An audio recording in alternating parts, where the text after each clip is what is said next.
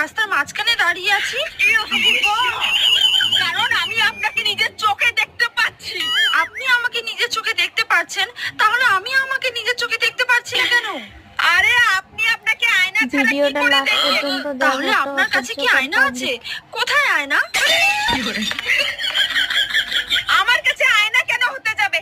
আমি নিজের চোখে দেখছি, চোখে। হ্যাঁ? আপনার কাছে নিজের চোখ কেমন করে আছে?